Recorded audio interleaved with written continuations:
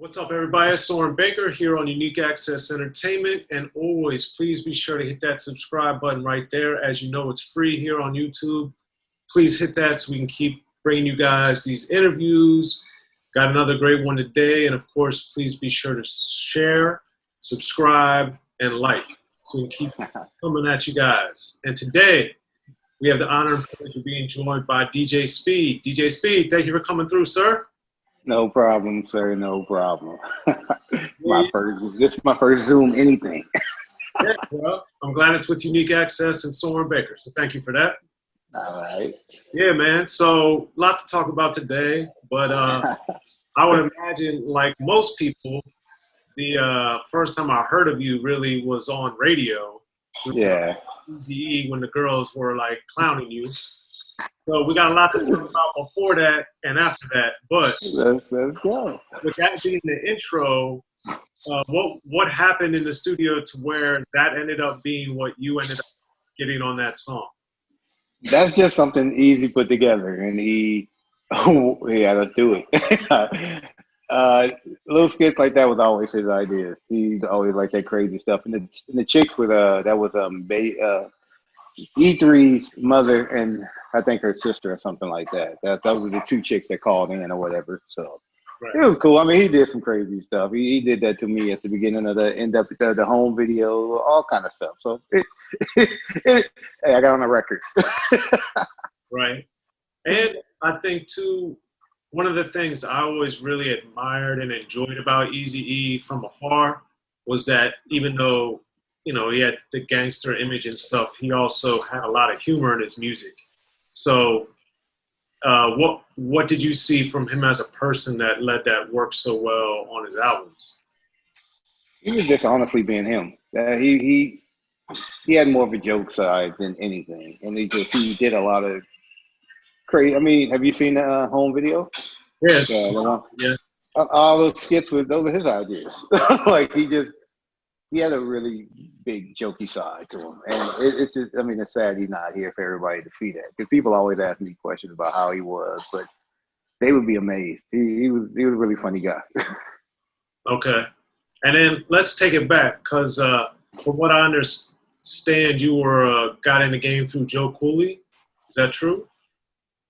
I started DJing because Dre lived on my street. Dre lived 7 houses from me. So when I was little, I used to watch him and all this high-power production crew just practicing.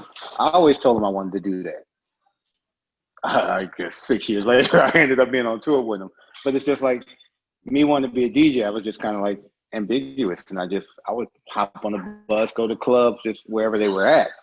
I went to a club in Long Beach. I forget the name. That's where I met Joe at. He took me under his wing like that. Because, you know, he lived literally 5 minutes from me. He pretty much taught me the fundamentals of what DJing is in general. Like, if I didn't have him, I probably would be all over the place. I don't know. But he was a real good dude. And at the same time, Aladdin was around us too.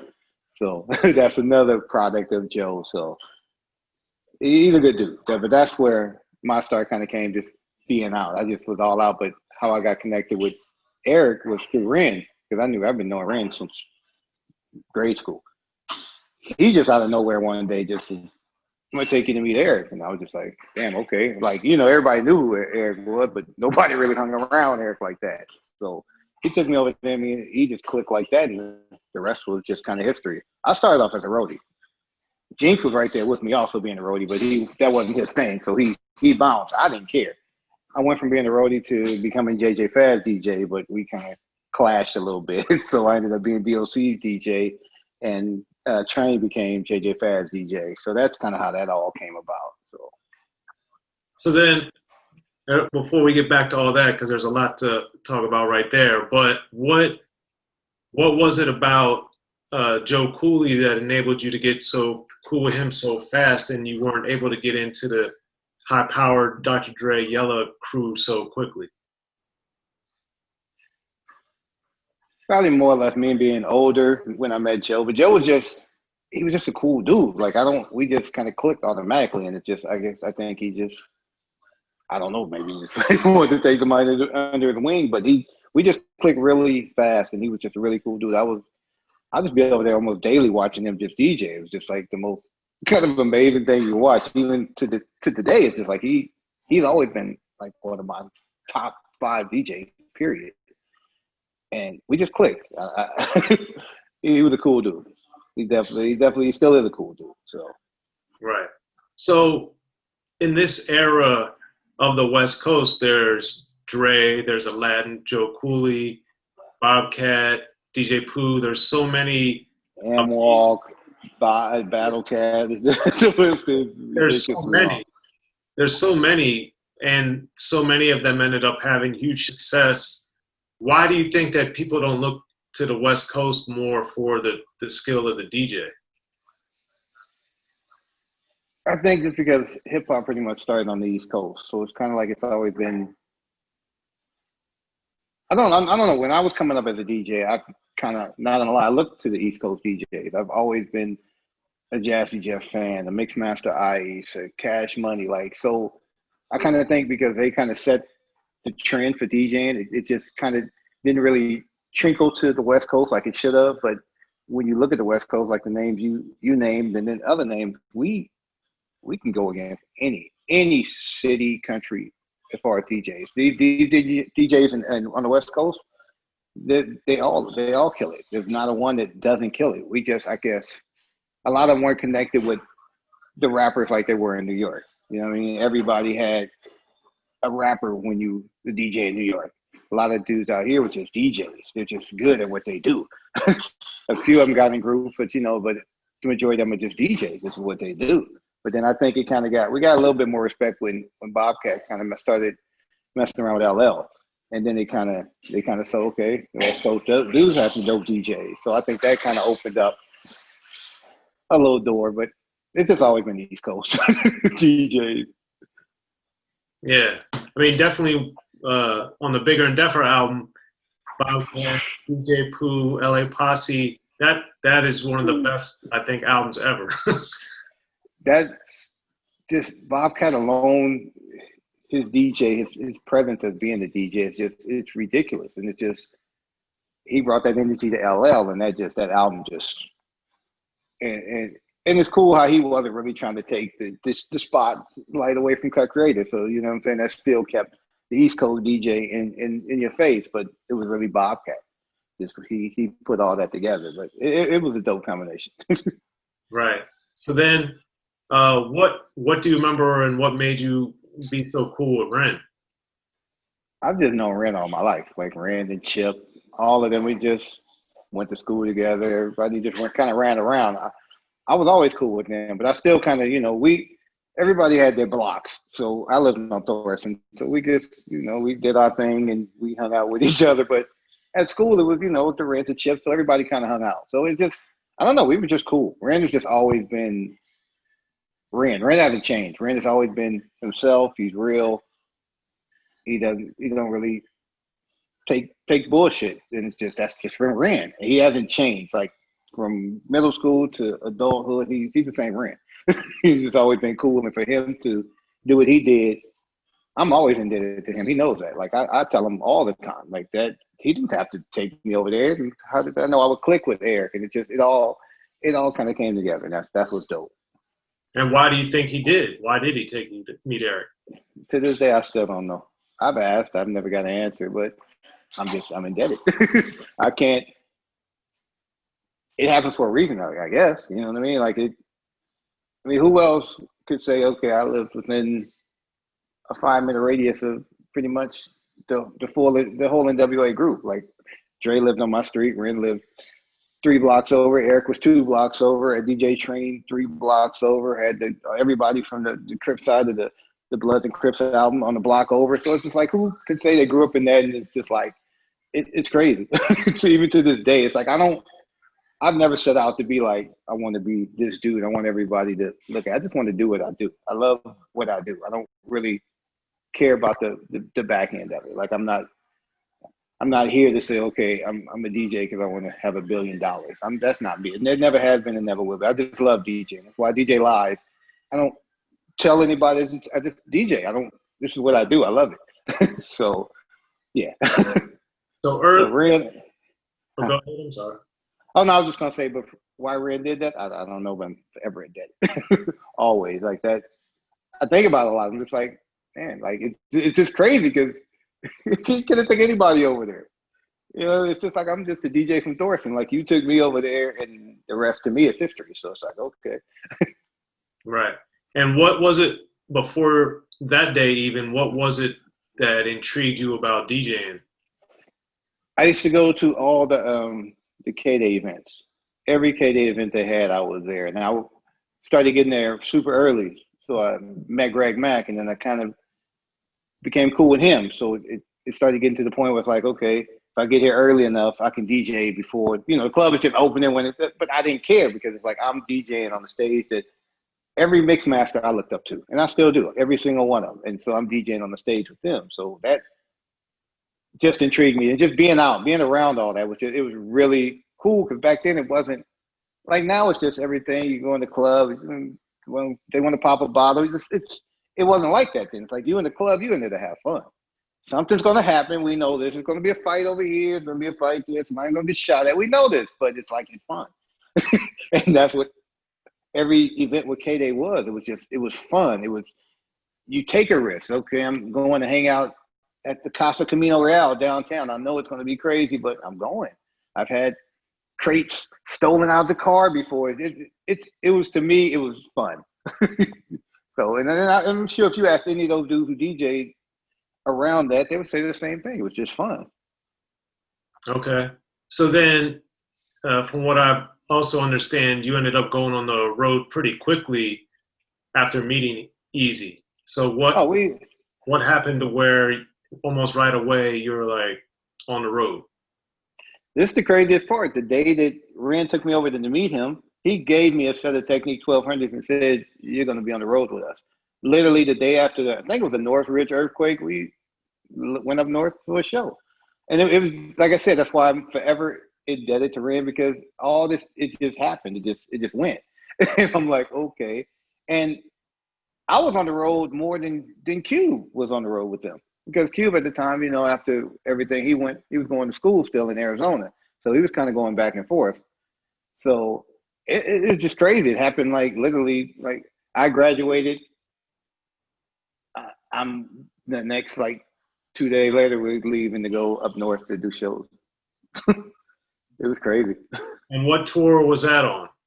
It wasn't a tour, just at the time, just doing the spot show where we go up north. We spent a lot of time up north, from Fresno to Modesto to Oakland. We spent a lot of time in Oakland. It did a lot of shows in Oakland, and it spent a lot of time up there doing shows. So it was just getting shows, get a van, fill a van up in the back with vinyl, hit mom and pop stores on the way, do a show. Did a lot of shows in Compton at Skateland before they took that out. It was just doing spots. And the first tour was basically the Eazy-Duz-It tour. I don't know why people always call it the Strata Compton tour. And it was the Eazy-Duz-It tour. So if you let Tamika tell it, she'll tell you it was called some other shit. So, but yeah. But yeah, that was the first actual tour. And I remember the first stop was in Tennessee for that tour. Well, the other interesting point about all this to me is people, for whatever reason, forget that Eazy-Duz-It was a huge album that was selling more than Straight Outta Compton for months and was far more popular for a long time until the FBI letter, really. So yeah. Why do you think that people kind of lose track of the fact that Eazy-Duz-It was far more popular for several months, maybe a half a year or something, before Straight Outta Compton really took off? Let me tell you one better before I answer that. People forget to realize that J.J. Fad built Ruthless Records. Well, that's very true. So that's where it really started, and then it went into the Eazy-Duz-It. And Eazy-Duz-It was really popular. And then, yeah, like you said, Straight Outta Compton was good. It was up there. It just wasn't Eazy-Duz-It, because at the time that just everything Eric was doing at the time was just blowing. So I think when that letter did hit, that's what just really, it put all eyes. Just imagine if we would have had social media back then. Wow, that would have been crazy. But social media was, you hear on the Channel 7 News, the Compton rap group gets a letter from the FBI. Right. So that was the social media. But yeah, that did just definitely catapult. It just get it crazy. But I mean, they both great albums. But yeah, Eric did because he was something that people hadn't heard. His voice was just it hadn't been heard before. So once they heard that, it was automatic. So that's why he took off so just out the door. So with since JJ Fad had Arabian Prince, L.A. Dre, Dr. Dre, all these different Yella, why were you going to be JJ Fad's DJ? Because at the time, what JJ Fad was doing, that was what was in. That was when you're at these K-Day events. They're playing the 130 beats per minute song. So that's what it was. It was just that's where Eric put me. He was you DJ for them. I'm like, all right, cool. I mean, that's because that's what he did. So you DJ for them. All right, I don't have a problem with him going on tour. I'm the DJ, but we kind of bumped heads, so it didn't work. I don't even think we ever did a show together like that. What happened? Yeah. I don't know. I don't know. I'm even back then. I don't have filters. There's no filters on me. You see a picture, there's no filters. I don't know. We just bumped heads. It wasn't. I love them. I love them to death. I love them then. I still love them now. But we just kind of bumped heads. I don't know. Maybe it's just the Compton attitude with the Rialto attitude. It just didn't clash. But they were cool then, and they're still cool now. I love those girls. I always try to mention them anything I do because I know they don't get the recognition they should. They should have got recognition straight out of Compton. It's not my call, but they should have. It's to give everybody that was in that circle, in that bubble, should get more recognition. I try to give everybody whatever credit I can give them. Yeah, well, people, I think, granted it was with the remix, but I think people need to understand and appreciate that the remix of Supersonic is Dre's first gold record, his first huge moment as a producer and remixer. But I just think people, it's just weird because I just think people, they jump to what's the most popular. And what's the most popular? N.W.A, Fuck the Police. It's even more relevant now than it was then. Okay, blah, blah. But they overshadow everything else. They overshadow the fact that Above the Law had classic albums. They overshadow the fact that you may not like 130 beat per minute music, but JJ Fad had a good album. They were going up against Salt and Pepper and all these other females at the time. Come on, they came through like champs. So it's just I hate how stuff gets overlooked.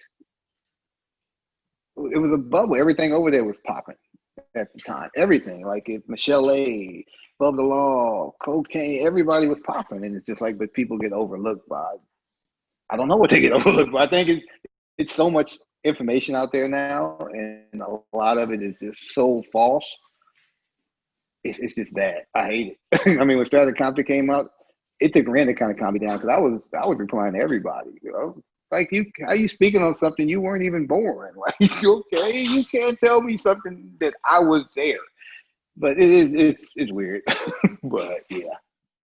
Be sure to check out the History of Gangster Rap by Soren Baker. He's official. History of Gangster Rap features exclusive interviews with Ice-T, Snoop Dogg, MC Ren, the D.O.C, and dozens of others. The History of Gangster Rap, a definitive look at how Los Angeles changed rap forever. In Los Angeles, the streets definitely set the tone of the hip-hop music. At 19, I got a $50,000 car. My whole angle always was, I'll be street, but I will always tell you the horrors that go along with this life. There will be penalties and casualties for just wearing the wrong color in somebody's neighborhood. And once gangster rap made it from the streets to the TV, the genre exploded. With Fab 5 on Yo MTV Raps with N.W.A.